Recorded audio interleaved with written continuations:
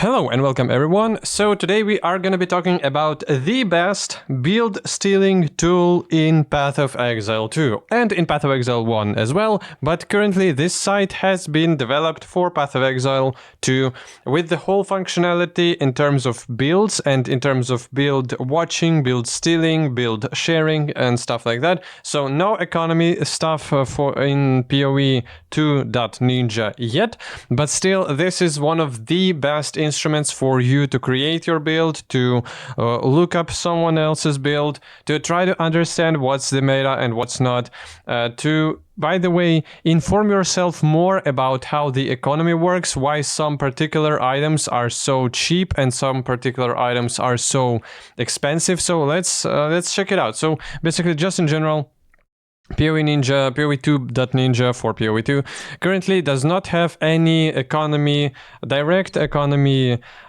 indicators about the prices of items, prices of currencies and stuff like that, but just builds passive skill tree builder, which is very handy because previously, whenever PoE2 released, it was only available on PoE, on like max roll. I don't even remember if PoE Planner added it yet or not.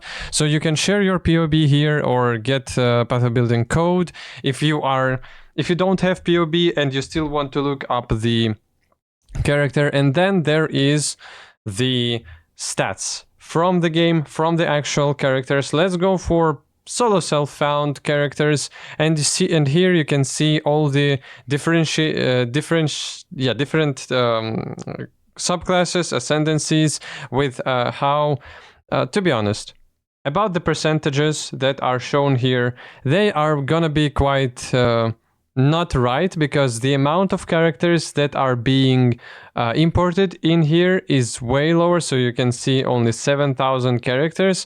It is reflective somewhat of the distribution of players between different characters, but for PoE2 currently it's not as good, because for PoE1 it had way bigger amount of characters being imported. If I recall correctly, you need to gain access for PoE Ninja to get your data from your character, or just for your character to be publicly available. Probably not that much people do that in PoE2 for now, but we'll see how the second season goes. So here you can look up different leagues if you're interested in builds from hardcore SSF or just regular PoE2. Then there are different snapshots of different time periods that is very useful for you to know in terms of the there will be basically way more highly developed characters at week 16 rather than week 3 or like day 2 of the league. That's kind of obvious. And if you are looking for starter builds and the league progressed and you cannot find any like starting characters on week 16, for example, you can just click here and go for earliest days of the league. There are gonna be way more cheap builds that you can steal and you can look up for yourself. Then we see here you can get a percentage of some particular uniques that are being used by characters. You can see how many of them use rare items, which is going to be most of them. And then there are some uniques. If you are interested in building your character through some particular unique, you just click on it and it will include all types of characters with all types of characters with this unique present on them.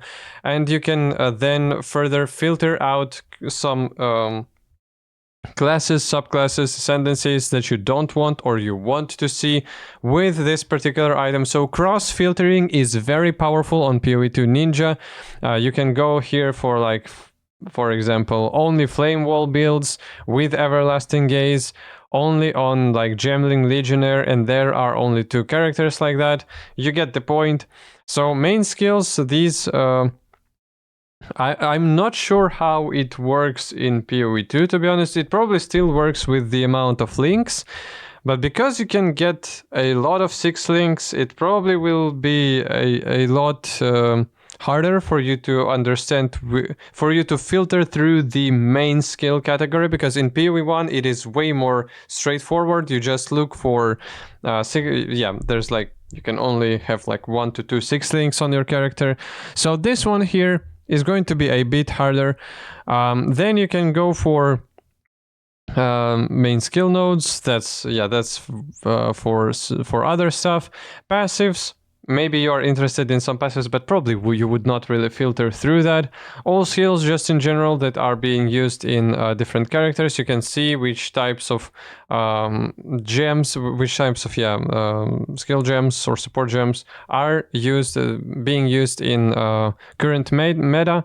Then weapon configuration, ladder connected, that's probably not really that interesting for you. And then you can just straight up click on some particular character, for example, this Gemling Legionnaire, and you can see all the items that are equipped, all the gems, all the runes that are being slotted in those characters, their potions, their jewels, their talent tree, their ascendancy talent tree.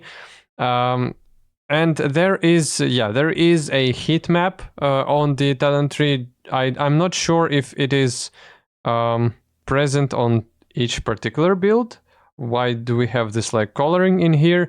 But if you want to see which parts of the tree are more being more picked by different types of builds and different types of characters, different types of players, you can see the heat map in general part of the website. And then of course there is your skills with combinations of them. So basically this is the ultimate tool for people to create their own builds or to modify someone else's builds. I use it a lot. I use it in Path of Exile 1 just to explain people how some particular builds and characters work with the example from PoE2 Ninja, from the live characters that people have been using, have been creating. And I think that everyone can do that. Thank you for watching. I hope this was informative and interesting. Have a good day and goodbye.